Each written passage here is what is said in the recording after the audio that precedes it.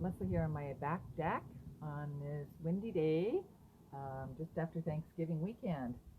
And wow, did we have storms yesterday? We had gale force winds, we had pouring rain.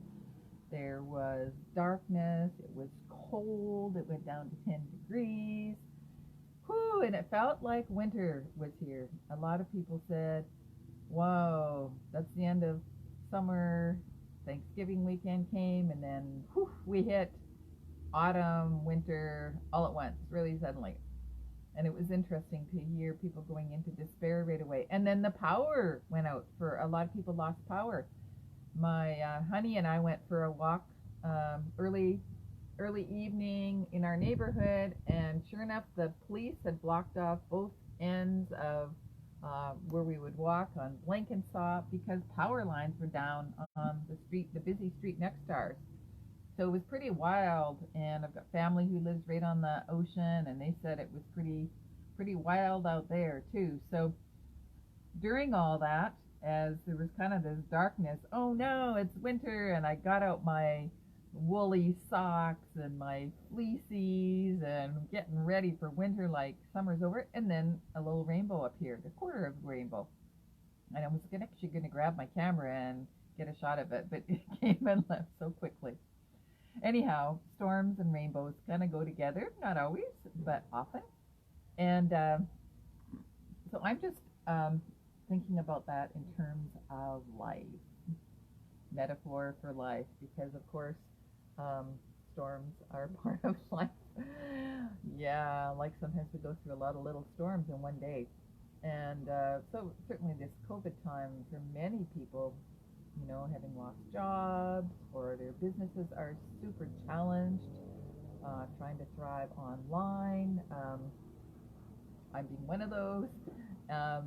But people I know who have had to really close down their businesses, their shops, their restaurants, working at home with young children or school-age kids, having to teach them at home. It's a real struggle for a lot of people. I hear parents who have used up their vacation time to be with their family, and are feeling kind of burned out. And now the storms are coming, the sign of summer being over. Like we had this lovely summer where I live, and it's over. So how do we go on from these times?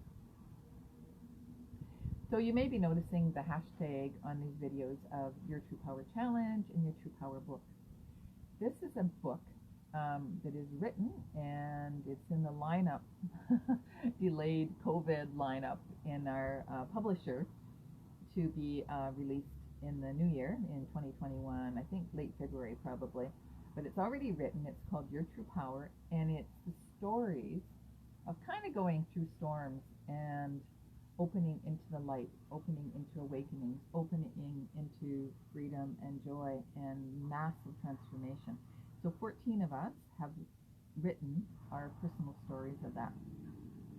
And it's about finding our true power and then sharing that with you so that it might inspire you and guide you to find your true power in life in general, so that when those storms come, you always remember the rainbow. You have abilities and skills and alignment so that the storms aren't really rocky.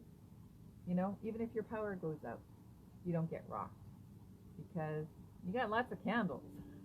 You've got your woolly socks, but more than that, you have that inner alignment with your true self and your true power.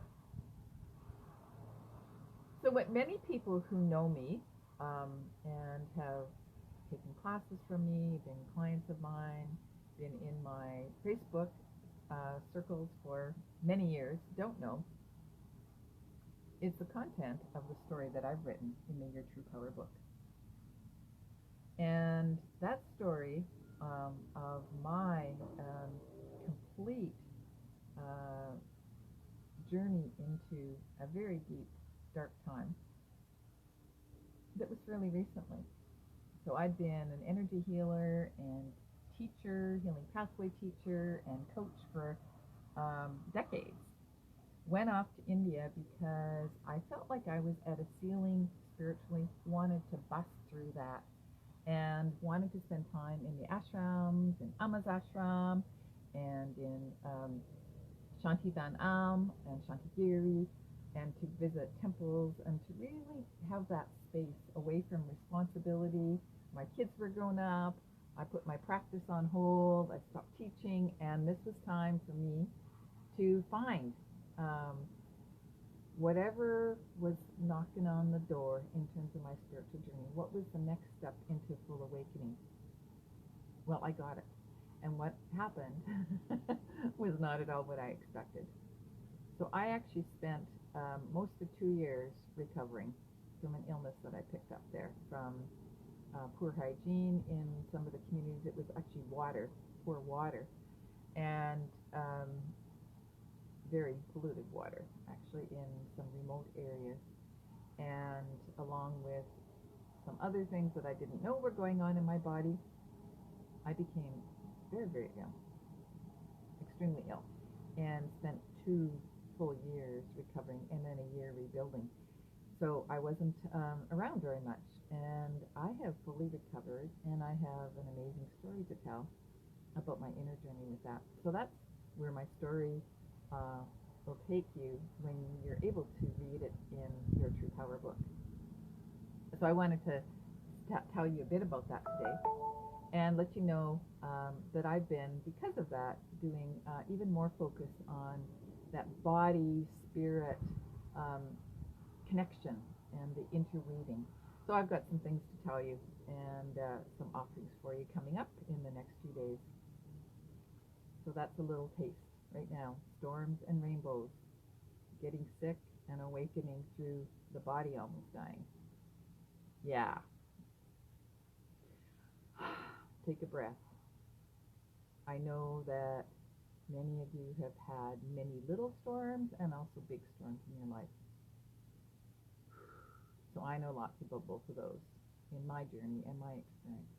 And I've learned a lot about the journey through the storm, through the dark night,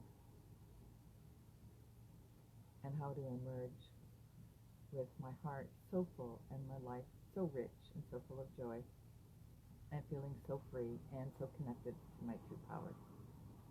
So I look forward to sharing that with you in many different ways. Love to you all. Namaste, my friends.